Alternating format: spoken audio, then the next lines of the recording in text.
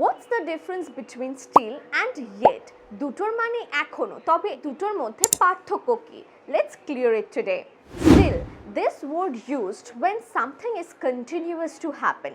অর্থাৎ কোনো কাজ বা কোনো কিছু কন্টিনিউ চলছে, এখনো সেটা চলছে, কোনো কাজের কন্টিনিউটি বোঝাতে স্টিল এই ওয়ার্ডটা ইউজ হয়ে থাকে।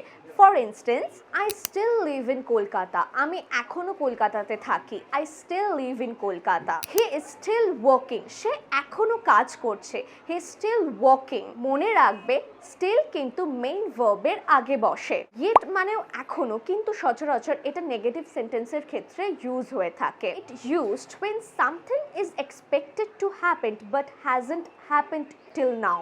অর্থাৎ কোনো কাজ বা কোনো কিছু হওয়ার কথা কিন্তু সেটা এখনো হয়নি, সেই সমস্ত ক্ষেত্রে আমরা yet এই ওয়ার্ডটা ইউজ করে থাকি। অ্যান্ড মেক শিওর yet কিন্তু সচরাচর সেন্টেন্সের শেষে বসে।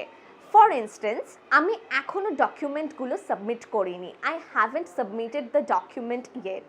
আমার ডকুমেন্ট সাবমিট করার কথা ছিল, কিন্তু আমি সেই কাজটা এখনো করে উঠতে পারিনি বা করিনি। এরকম যখন একটা কাজ হওয়ার কথা কিন্তু সেটা এখনো হয়নি, এইরকম নেগেটিভ সেন্টেন্সের ক্ষেত্রে আমরা এই ওয়ার্ডটা ইউজ করে থাকবো। সে এখনো ঘুম থেকে ওঠেনি। হি হ্যাজন্ট ওকেন আপ ইয়েট। হি হ্যাজন্ট ওকেন আপ ইয়েট। আমি এখনো কিছু ঠিক করিনি। I haven't decided anything yet. I haven't decided anything yet. তবে তোমরা কিন্তু ডিসাইড করে ফেলো এই দুটো ওয়ার্ড দিয়ে তোমরা কি এক্সাম্পল লিখে আমাকে কমেন্টে জানাবে। তাহলে ক্লিয়ার হয়ে গেল এই দুটো ওয়ার্ডের ব্যবহার কখন কিভাবে করব।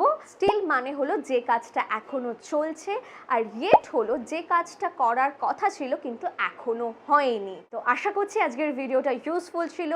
That is it for today. See you all in the next video.